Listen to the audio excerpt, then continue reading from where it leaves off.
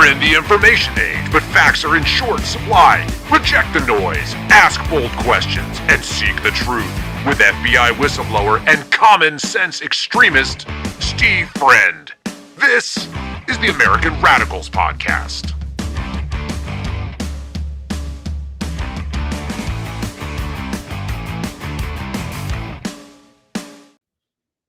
It is the American Radicals Podcast. It's Friday, May 22nd, 2026. And we got a whole bunch to get to today, guys, because we got to catch up on everything we missed because of the midweek hiatus I had to take by going out to West Virginia to an undisclosed location to the Timcast podcast. So what are we going to talk about today? Well, the federal government, like we typically do, and typically from a perspective of how it's off mission, off focus, not following the prime directive, that is to just fulfill the social compact, the agreement that the citizenry has with its government, that we give up a little bit of our liberty in return for a finite list of responsibilities, duties that the government owes us, which are basically protect the border and defend us against fraud and force.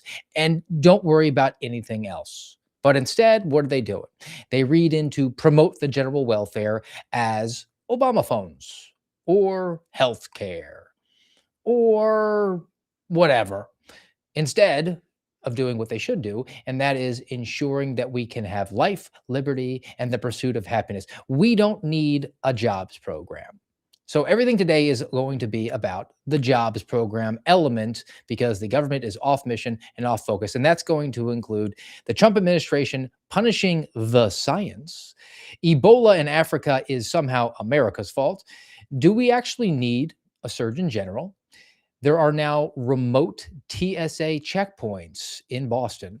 Transportation Department is creating American jobs, and also it is mathematically impossible to open a daycare center in Washington, D.C. So let's get after it.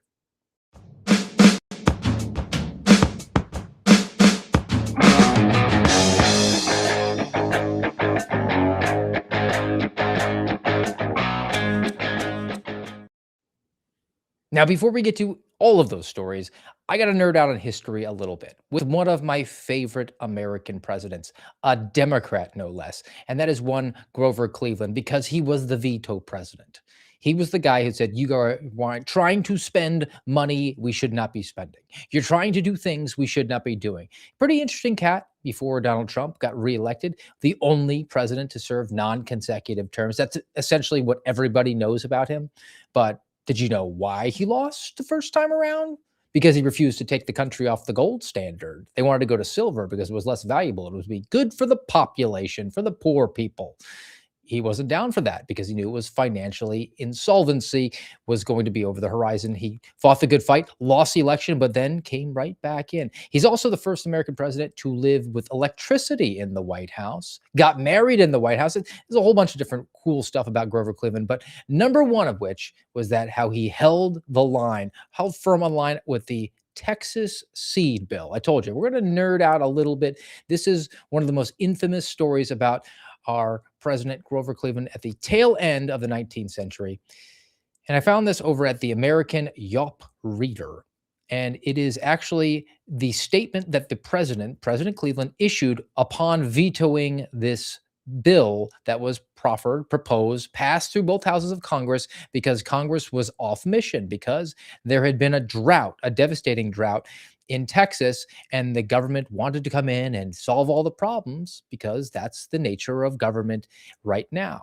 It is the nature. We're going to grow in material and personnel and influence and size. Success is in growth. But Grover Cleveland held the line. So he winds up vetoing this bill, which was going to provide aid to farmers. Tough to do, right? You have victims there. There's going to be all these sad stories about farmers in Texas who Big Daddy government wouldn't come bail out. But this is what he said. And there is quite a bit of genius that is more relevant today than ever before. From Cleveland, quote, "I can find no warrant for such an appropriation in the Constitution. I do not believe that the power and duty of the general government ought to be extended to the relief of individuals suffering, which is in no manner properly related to the public service or benefit." In other words, it's not in the Constitution, not in our pesky, dusty documents. I feel bad, but that is not my job. And in fact, to do anything other than my job would be a dereliction of my duty. Back again to the statement from Grover Cleveland. And again, this comes from the American Yawp Reader, and it's dated February 16th, 1887.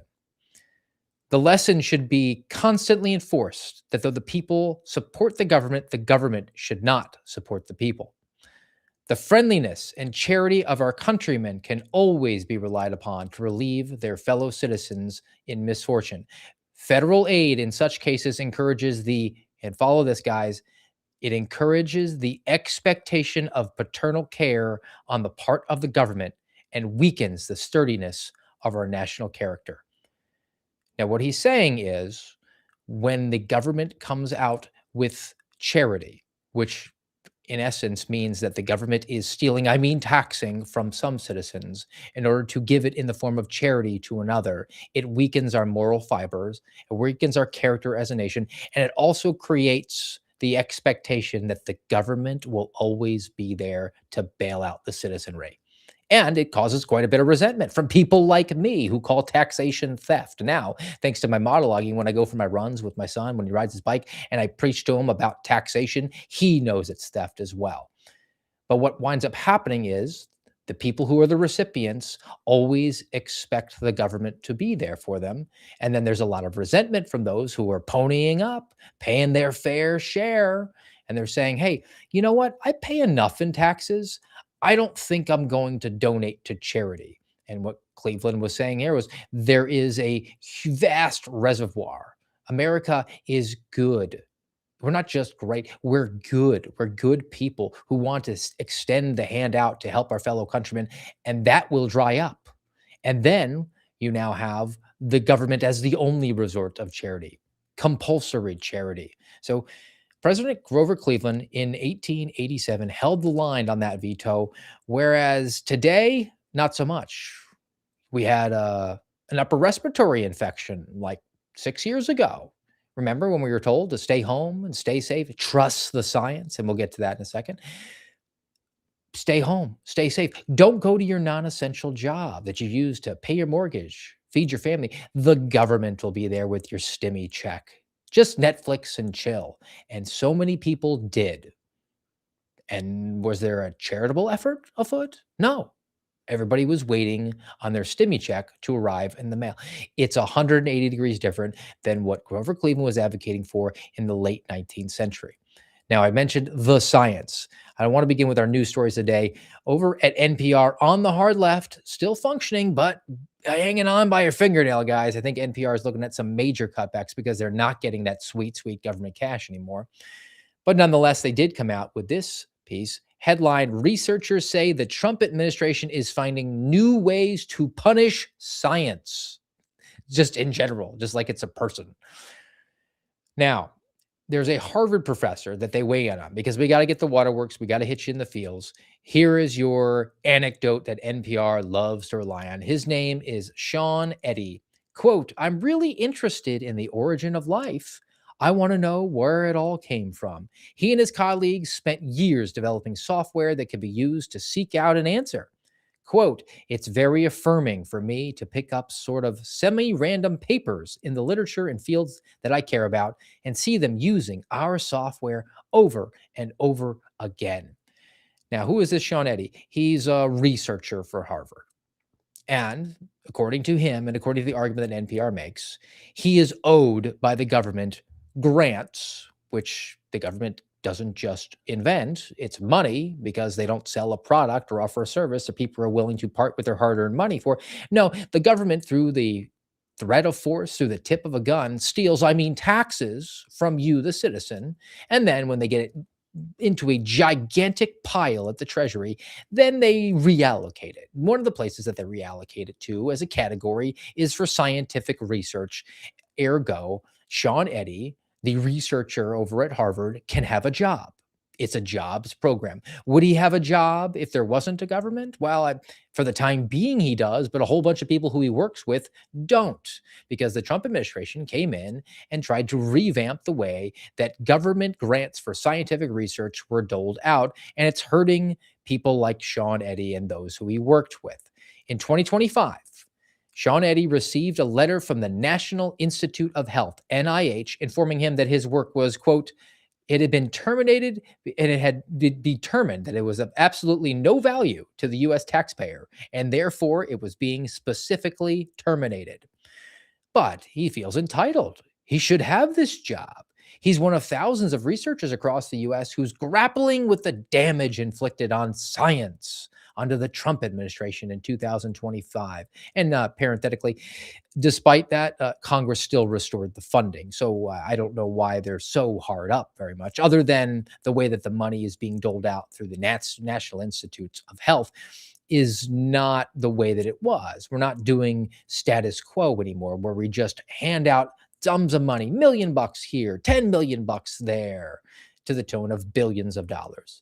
Instead, what the NIH is doing under the current administration is we're going to give bigger chunks of money out for years on end for a project that's going to take maybe 2, 3, 4, 5 years, as opposed to a 6-month study. And we're not going to nickel and dime amounts into the thousands or the tens of thousands of dollars. We're going to give giant chunks of money. So the total amount of money has remained, but the number of studies is diminished.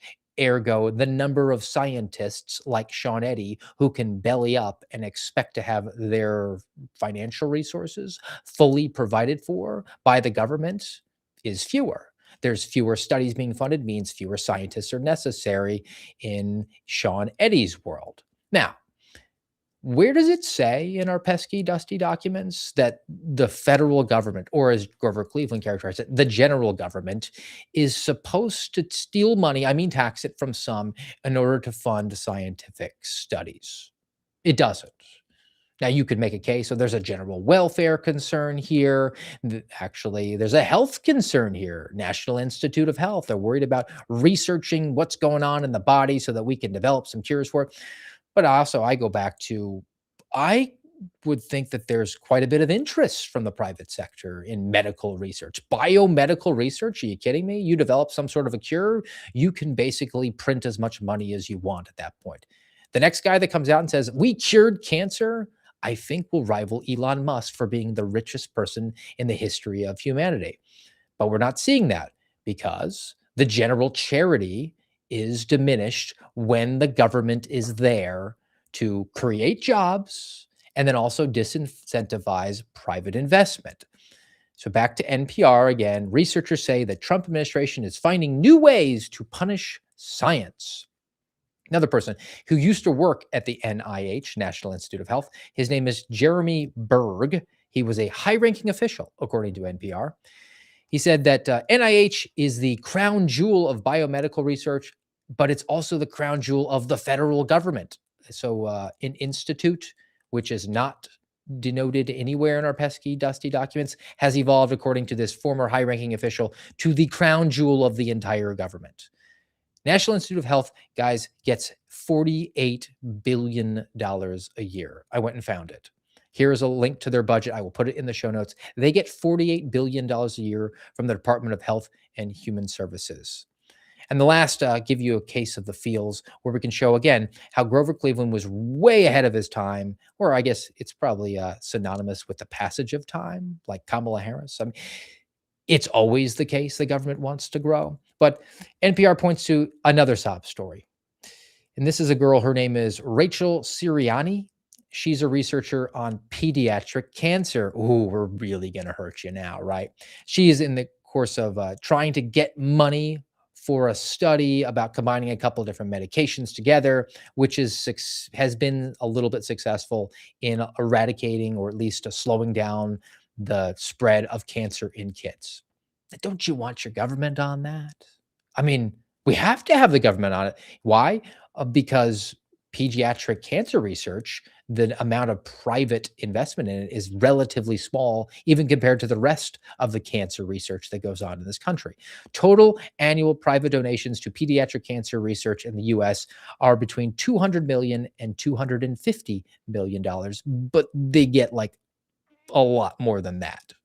Pediatric cancer is one of the leading causes of death, yet it only gets 4% of federal cancer research. Nearly half of all pediatric cancer research depends on private support. and it should be 100%. Think of how much more money that pediatric cancer research would get if they presented a very sympathetic story about this woman, Rachel Sirianni. She's trying to combine these two drugs. It's a one-two punch showing a lot of promise. Think about how much money could be raised if they put Rachel Sirianni front and center, a woman who already lost a child to this, so she's highly motivated to do it. Think of how many people would pony up if they weren't already being robbed every single day, if they weren't having to look at their pay stub and realize just how much money the general federal government steals, I mean, taxes from them every 2 weeks, if they weren't going to the grocery store and seeing what they were supposed to pay and then adding on top of that a sales tax, if they weren't paying a gas tax, if they weren't having to pay a toll to drive on a road or pony up on their property taxes for the house that they already own in order to keep it, they have to pay. Think about how much less resentment people would have, how much more charitable people would be if they weren't compelled to pay all this money so that it could be piled up and doled out to who the government feels is adequate, who is the right recipient, because that should be prioritized, even though it is not within the purview of the federal government of who should be prioritized. They are not the arbiter of who is a special person and who is not. What cause celeb is actually more important than another. It's not within the pesky, dusty documents that we signed up for with via our social compact. General welfare, life, liberty, pursuit of happiness. It doesn't say which types of cancer should be prioritized. That's completely up to us, the constituents, the people who actually agreed to the social compact, at least bought into that way of life, and have yet to see our government fulfill on its mandate to follow the prime directive: protection against fraud and force, enforce the borders, and that's about it. Instead, what do we get? We get the government involving itself in scientific research and foreign aid, and then foreign aid on scientific matters, which is the subject of the next piece I want to get to from the Washington Post, because democracy dies in darkness. Guys, Ebola is here, and it's your fault, even though it's in Africa. Headline: Ebola responders say aid cuts under Trump left them unprepared for the outbreak. Overall, U.S. foreign assistance to Congo has dropped sharply to about $21 million for this fiscal year. So last year, the U.S. paid $430 million. We're now down to $21 million. All right. It's not zero, but we're trending in the right direction. It was $1.5 billion in 2024. So a sharp decline. Now, on the ground, nonprofit organizations say the impact of the cuts is already clear. And who is our sob story according to the WAPO? His name is Amadou Bokum. Durga, Durga, Durga.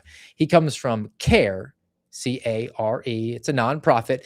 He's the country's director for the Congo. He said that following the USAID cuts, his organization lost nearly 1/3 of its budget and had to lay off 36 staff members. So, without that sweet, sweet government cash coming from USAID, which was part of the Doge's original efforts to slash and burn everything with that, you, the American taxpayer, don't have to pay for 36 people now.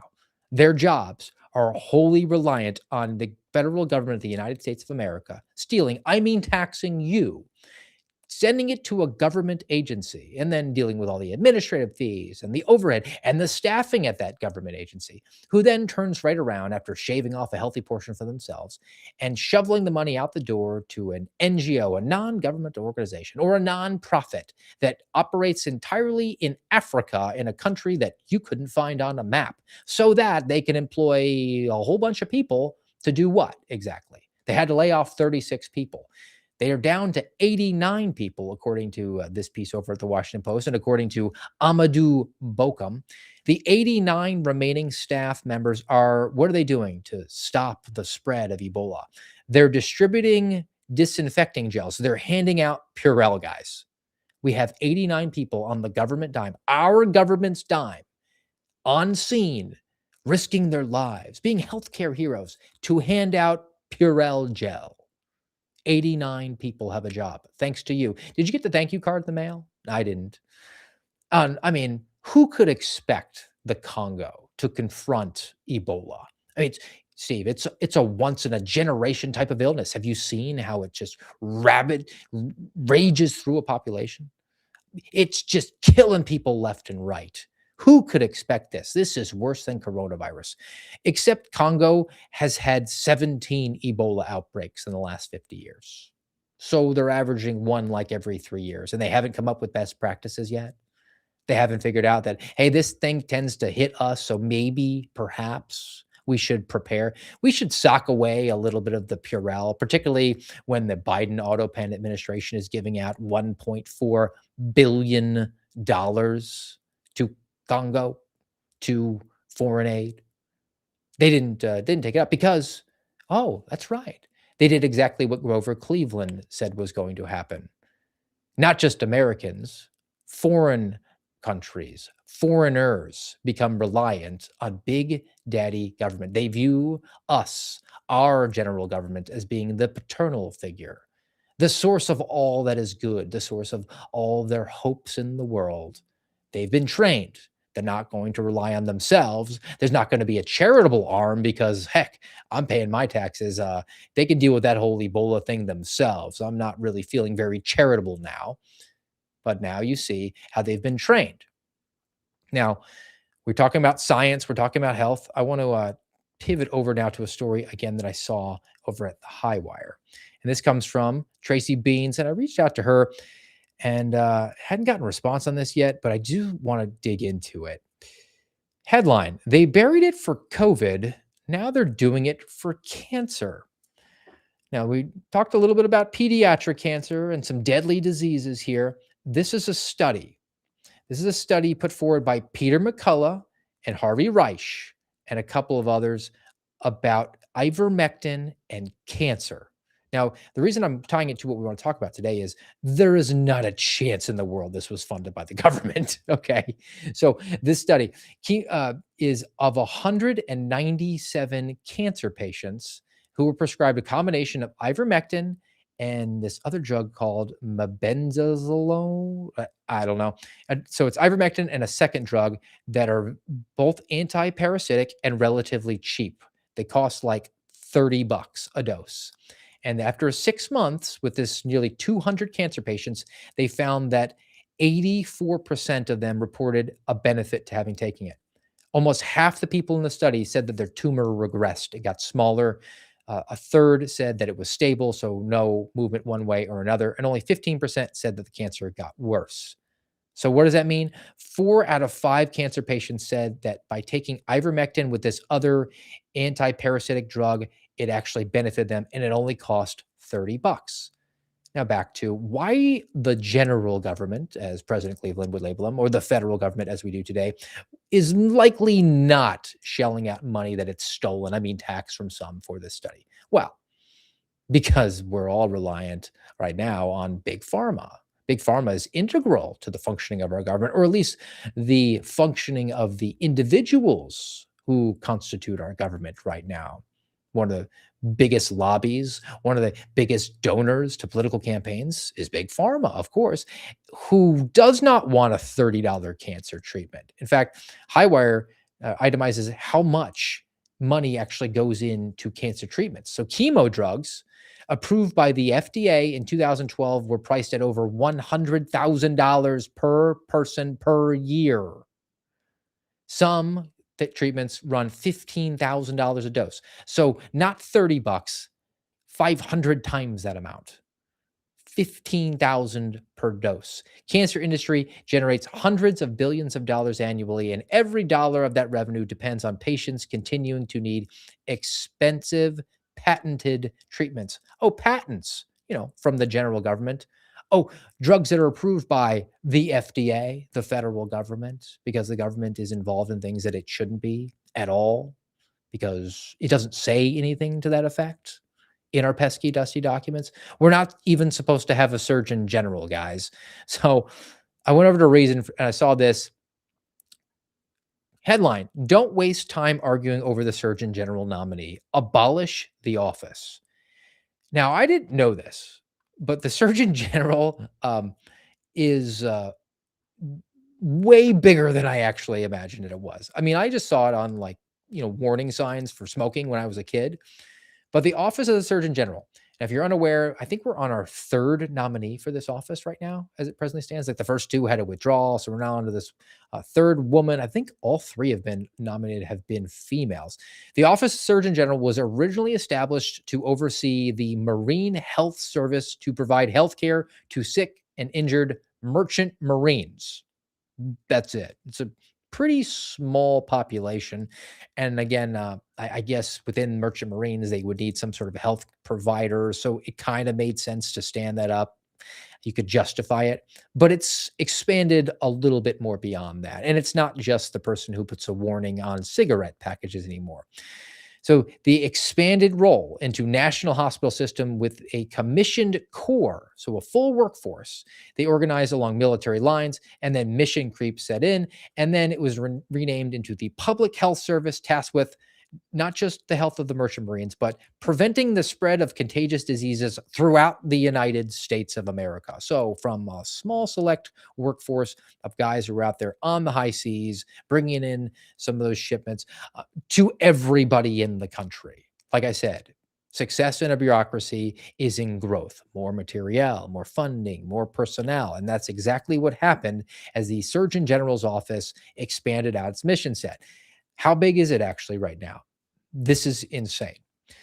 Surgeon General is over the officers in its core. They're assigned to all health and human services agencies, and that would also include the NIH, as we covered on before, and also District of Columbia Commission on Mental Health Services, EPA, Federal Bureau of Prisons, NOAA, that's the weather people, National Park Service, U.S. Department of Agriculture, Department of Defense, Department of Homeland Security, and the U.S. Marshals. That's where the Surgeon General reaches into.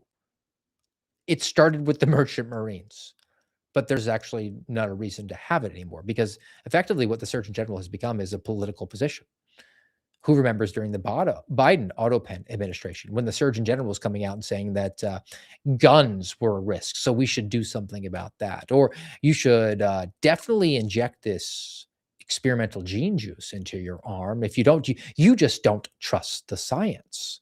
So the reasons argument, because it's a libertarian, heavily libertarian leaning website, is that the Trump administration part two should just do away with the Surgeon General. It's nothing but a mouthpiece, a spokesperson advocating on behalf of whatever political message we want. Whoever doesn't favor what the administration wants, you're just against the science. And now you stand up this person out there who purports to be from the medical community, and anybody that still respects the white lab coats out there would say, well, they said cigarettes are bad for us and causes cancer, so I should probably follow what this person does, who's in charge of a corps of people who are only supposed to be weighing in on the merchant marines, whether or not they got a head cold, but is now in charge of the marshals services and prisons and homeland security and Department of Agriculture and mental health in Washington, D.C. And what are we paying for this, by the way? This core of people who work under the Surgeon General of the United States of America. Well, they are on the military pay scale, but they're more expensive because we pay for their housing. So the average corps officer costs you, the taxpayer, the person who is taxed every single year via income taxes. You have to pay everybody within this commission to extend out health to all of the government on all of the country, which effectively is just be a mouthpiece for whatever the regime tells you to do and say it's connected to science and health. You pay the average person who works for this $170,000 a year, over double what the average American household brings in. Think your government's too big yet? All right, I want to stay on this and this ever creeping growth of government and getting involved in things that it shouldn't, and how it's now developed into this paternal figure, and it's inhibiting your ability to grow and thrive as an individual. It's inhibiting our ability as a country to have success. It's inhibiting our ability to actually be charitable because we can't help but feel resentful for paying $170,000 a year to somebody to tell people over at the EPA to make sure that they drink 8 glasses of water a day. But before we do, guys, here's your one time per show reminder. This is over at our Spotify channel. If you haven't already, please do give us a follow over there at AmRadPod, the American Radicals Podcast. We appreciate the followership there. Give us a play if you would indeed help trick the algorithm into proposing our show to more people over on Spotify. It's now monetized. And if you happen to be consuming us over at YouTube and Rumble, also give us a nice thumbs up, follow, subscribe, leave some comments, all of those things. Very helpful in trying to spread out the brand here, guys. And as always, this is your one time per show reminder. Here's going to be the ad. Just giving you a heads up so you can skip forward 1 minute if you don't want to listen. And I also, guys, whoever's on Spotify, they let me know what the ads were. I appreciate that.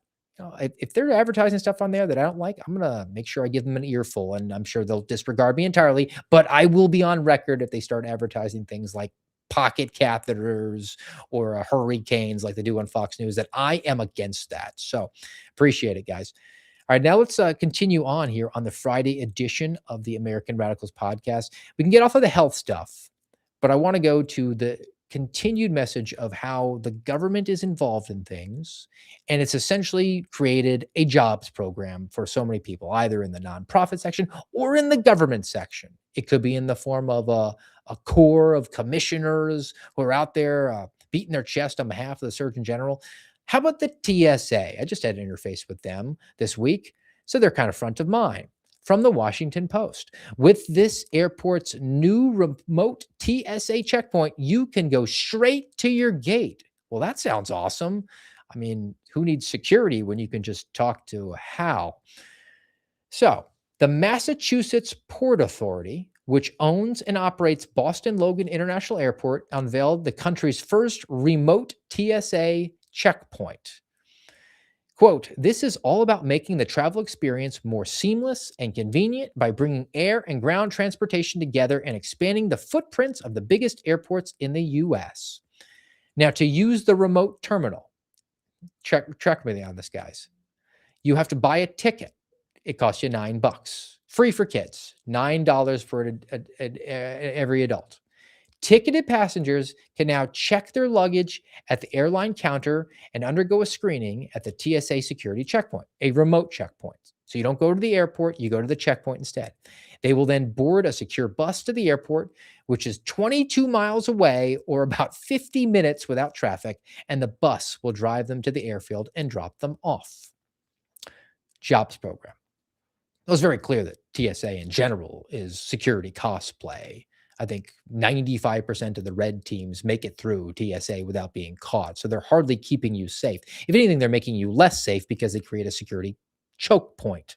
I mean, you come up into the holidays, it's always baffled me that nobody's been able to noodle out a terrorist plot where they would have some suicide vest guys go into Newark and LaGuardia and Reagan and simultaneous at the same time, the day before Thanksgiving, detonate an S-vest while waiting in line. I guess we are really lucky, really blessed to live in a country where the terrorist threat isn't that bad. They just haven't worked that one out yet. But that would be the fault of TSA for creating that giant choke point there. But it's a jobs program. It's also a way to create a public-private partnership with these security companies that provide the tech that doesn't work at all, so the government can steal, tax from you in order to buy these gigantic machines which scan your body and don't detect anything. It's a way to pay out their buddies in the private sector and then make sure that they have a nice place to land for themselves. But to this specific thing, this off-site TSA location, is TSA going to maintain the current staffing levels at Logan International? Yes. So what you're telling me is you're going to wind up hiring more TSA officers to go to the remote location and do the exact same thing there, except you're going to show up, pay $9 extra for the privilege of sitting on a bus, which will be driven by AI? Oh no, we're going to pay somebody to drive the bus. We're going to pay the bus company to provide the bus. We're going to pay the bus company to build the bus. So we're just creating more jobs. What happens also if you live closer to the airport than the remote locations? If they want to expand this out nationwide to say, hey, look, we're just going to have remote locations now. It's going to be less convenient. You're gonna have to bypass the shorter trip to the airport to go to a remote location so that we can create jobs that fulfill the exact same thing that we were doing already at the airport. So we're going to create more jobs and maybe the illusion that lines aren't so bad, that the security choke points aren't so dangerous because we were able to offload some people to a remote location. This is worse than moving deck chairs around the Titanic because it's going to wind up costing us more because we're going to have to build the remote locations and staff the remote locations and then have contracts with the bus providers. All of this is going to cost things that are not part of our pesky, dusty documents. In fact, they're worse off for it. Security risks are worse, expenses are worse, and we're now taking away the autonomy of private locations. Why don't they have private security? Because the federal government is there to provide it. Because areas that have an airport will say, well, we'll just rely on the feds. Well, rely on the feds to steal, I mean, tax from the American people, and then take some of those funds and send it to our airport so we can staff up people, as opposed to standing up your own security force. The mechanisms are there. It's just that the incentives aren't because the American people have now been trained, like Cleveland warned, to trust the federal government, to depend on the paternalistic general government to provide all things to us, including jobs.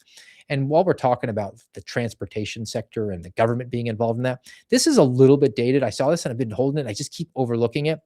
Did you know that the FAA is going to hire a bunch of gamers as air travel guys, as the guys that are making sure the planes are uh, getting off the ground and not colliding with each other?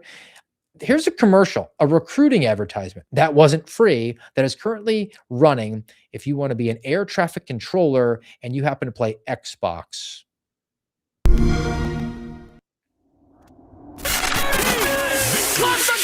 Kill. There's the win. There's the win. Peekaboo behind the counter. Oh my God! GG! All right, I'm gonna stagger a little bit. Win. There's the white. All right, so I think that's the clear for this side of the map. He's gonna start to head in towards warehouse.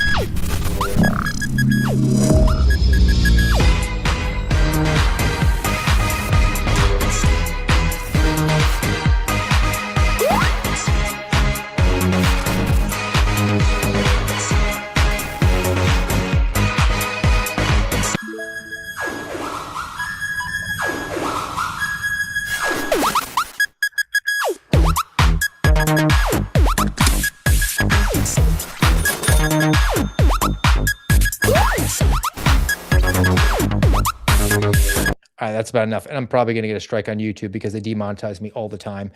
Uh, the last thing there, let me back it up. I have it screenshotted. Here it is. Average salary $155,000 per year to be an air traffic controller. And we're recruiting dudes who are in their basement eating Cheetos for that.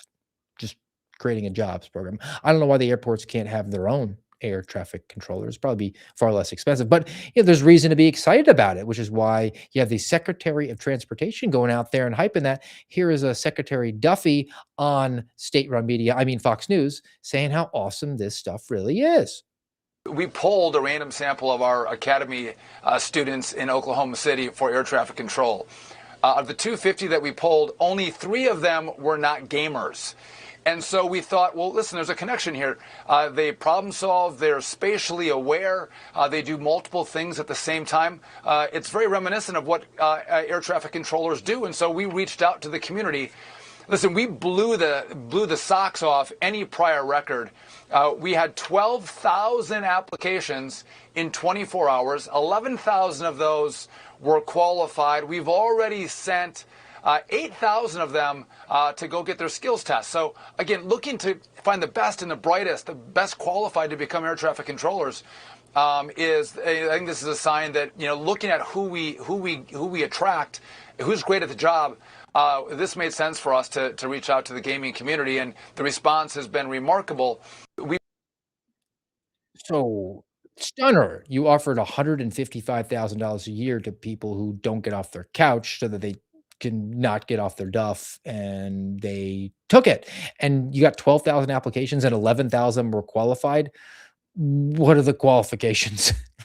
That's hardly something you could call elite. But again, I'm back to this is a jobs program. Now, air traffic control is vital. Air travel can be extremely dangerous. We don't need the federal government in it. It's not part of any mandate in our pesky, dusty documents. We're not in an age right now, even a Grover Cleveland age before electricity, where you can't have communications between one tower and another tower. It's completely within our technological capabilities. I don't know why we have to rely on the federal government. Now, all that being said, is this better than the way things were a couple of years ago with the Department of Transportation when they dropped $80 billion of your money that was stolen, I mean, tax from you for DEI? Yeah, yeah. I like thinking outside of the box to get the most meritorious, best people in there. My question is, should there even be a box to look outside of when it comes to air traffic control? It's not within those finite list of responsibilities. I think the better way, if you want to think outside the box, the way that things always seem to operate within our general federal government is how about we don't expand the bureaucracy? How about we don't grow? That would truly be revolutionary thinking on behalf of the federal government. But, that's common sense, which doesn't track with what the federal government loves to do. And that is spend a bunch of money and not even achieve the outcome that they promised from the beginning. So back to reason for this next piece. Transportation policy. Headline: America's highway fund is running out of money. Congress wants to spend new funds on not fixing the highways. So earlier this week, House Transportation Infrastructure Committee released the Build America 250 Act. Lawmakers claim that the bill will strengthen the Highway Trust Fund, which we dug into. It's funded by the gas taxes that you pay, 18 cents a gallon. It pays for both road maintenance and mass transit investments, but levying a new registration fee on electric vehicles. So the Trump administration, or Congress in this case, because it's doing the bidding of what the Trump administration wants to, they want to kind of pivot away from the whole push towards electric vehicles. And electric vehicles have got all these tax breaks. So we're going to fund the Highway Trust Fund with some registration fees on electric vehicles. It's not going to be that much money. So the Build America 250 Act would legally require any public-facing establishment larger than 800 square feet, so basically every establishment, to allow commercial delivery drivers to use their bathrooms, because that's the business of the government. If a delivery guy comes in and goes, hey, I need to use your restroom, you must now, you're compelled by the federal government to allow that person to use your facilities, and flush in the toilet. That's totally free to you, by the way. That's not a cost that you incur. It's not something that you're going to have to clean up after when they get done. Now, should you be a nice person? Yeah. Should it be compulsory? No. Very much like charity shouldn't be compulsory from the federal government either. Neither should the government be in the business of saying anything about allowing anybody into the restroom in your private establishment, which you theoretically own in the alleged land of the free. But because these bills have to expand into everything, it can't just be about registration fees for electric vehicles and letting a big rig driver use your toilet. It's also going to require the Comptroller General to conduct a review of Amtrak, the trains, the snacks that they're offering, to make sure that they're compliant with the Make America Healthy Again initiative. Guys, Amtrak currently has a $47 billion backlog of repairs. This piece comes over from Spartnerships.com. Amtrak to overhaul infrastructure asset management to address $47 billion backlog. They can't fix the trains to run properly. They have $47 billion to make up. But we're really going to focus on the high priority stuff. And that is create a study, which will take money, that is stolen, I mean, tax from American people, to hire researchers so that they can have the job of conducting the research, of finding out if the menu options on trains are compliant with the other health recommendations that have come forward out of the federal government because of the research that the current federal government already paid to have done. It's a gigantic jobs program. And I'm not done. I got one more from this actual piece, again, from Reason, and relates to this this transportation policy bill. And what is it called? They're calling it the Build America 250.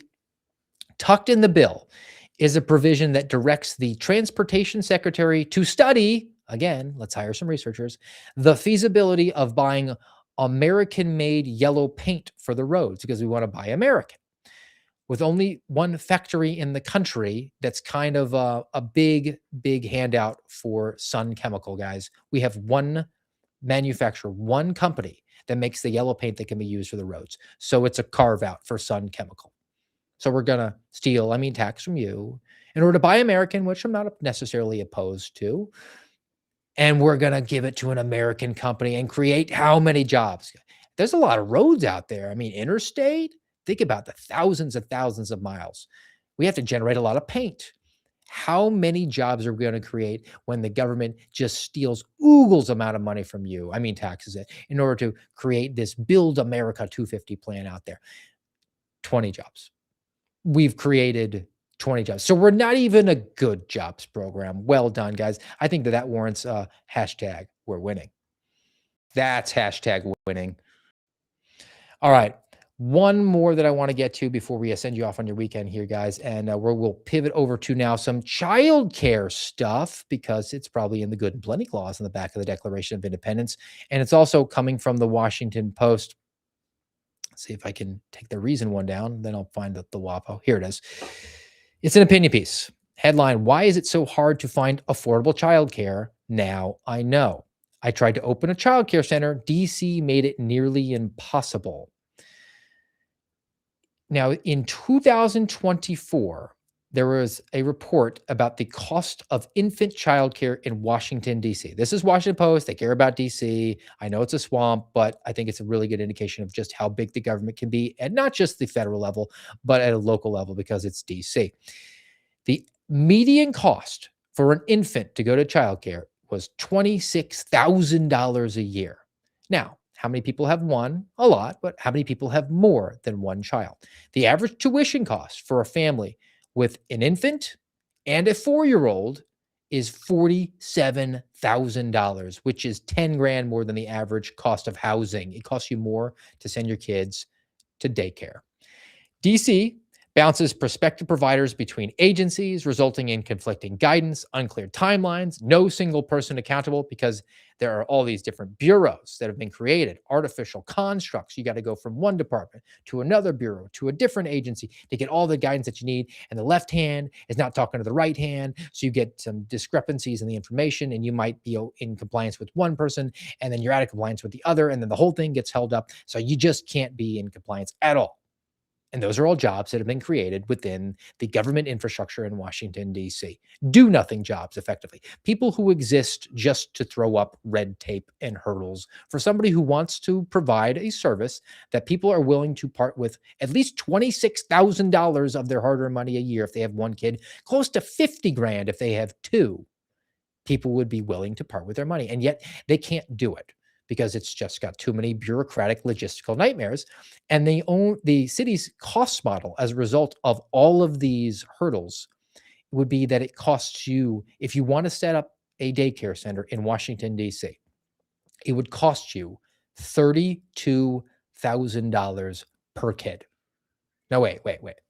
Steve, you said it cost $26,000 for the parents to pay the provider, but the provider is out of pocket $32,000. So that's a pretty good way to go bankrupt. So how do these facilities operate at all? Subsidy. That's a fancy way of saying government money that's stolen. Taxed from the citizenry to be reallocated, because it's vital that we have daycare centers because everybody in Washington, D.C. has to go to work. We can't have any stay-at-homes, right? Because we've reoriented our entire economy at this point. We can't have Ward Cleaver goes off to work and Jude stays home to take care of the boys. No, we got to have two working households so we can have a good GDP. So then we can steal from our constituents, tax them, and establish these business establishments, which ought not to exist to begin with, to create more jobs. Because now, instead of Ward going to work, we have mom and dad, and then we have a child care provider. We have 3 jobs and not 1. We've now created 2 extra jobs. Aren't you excited? But we can't afford to do it because of our logistical bureaucratic nightmare that we've established here via other jobs that have been created for the government. So how do we do it? We steal money and then send it to the childcare facilities, to the daycares, to make up the difference. Is Washington, D.C. a municipality? Yeah. Is it heavily reliant on its funding from the federal government? Yeah. So what you're telling me is that everybody, because, oh, Steve, I don't care about Washington, D.C. Do you care about the money that's stolen? I mean, taxed from you? All of that money goes to the giant pile of money that our federal government and the Treasury has at its fingertips, at its disposal to shell out for things like fake security measures, right? Or studies, scientific things that they're really interested in, or maybe shelling out some to Africa so that they can hand out more Purell and push back on Ebola.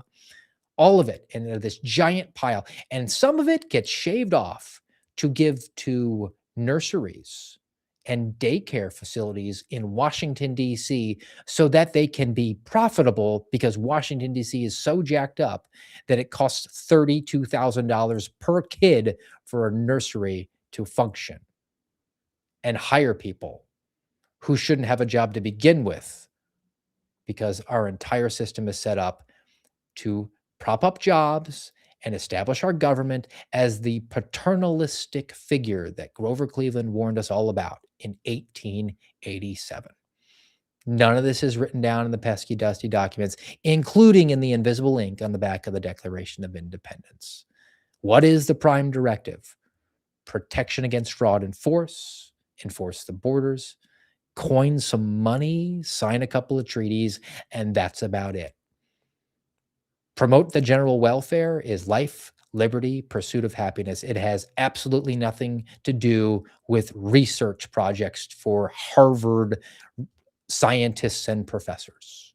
It has absolutely nothing to do with conducting a study about using yellow paint on the roadways and who we can shell out the money to. None of that is written down in our pesky, dusty documents. And as long as we continue off course, we're going to see the inevitable result of that, where you have an ever-growing, ever-expanding bureaucracy, which defines its success on being an ever-growing and intrusive bureaucracy. So I guess success for Rao on the hands of the general government, not for the American people. All right, guys. So that's the end of the American Radicals podcast for today, but I'm not going to leave you without a fun palate cleanse. Just happened to come across my radar. One, because it's funny, and two, is who it came from, because we exist in a time where we have access to people who are like, I know your name. You were kind of like famous a while back. I saw this shared by Juanita Broderick, victim of sexual assault at the hands of Bill Clinton. And it's just about opening up mattresses at your house. So nothing really relevant to we do today. I just got a kick out of it. If you happen to order a mattress, guys, make sure that you put it on the box spring first. Everybody was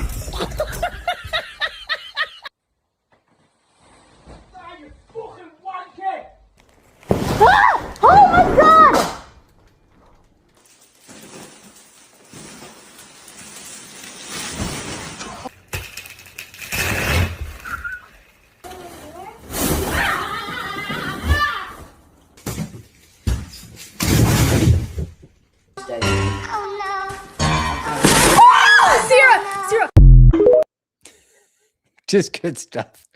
All right. So that's it for the episode for today and for the whole week. Appreciate you always, guys. If you haven't already, do give us a nice thumbs up and follow, subscribe on Rumble and YouTube, Spotify, all those different places. Appreciate you doing that. Hope you have a great weekend. We plan to be back with you on Monday, noontime Eastern. Until then, have a great day.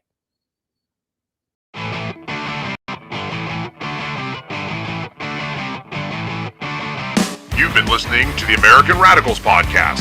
Find us on YouTube, Rumble, and X at AmRadPod.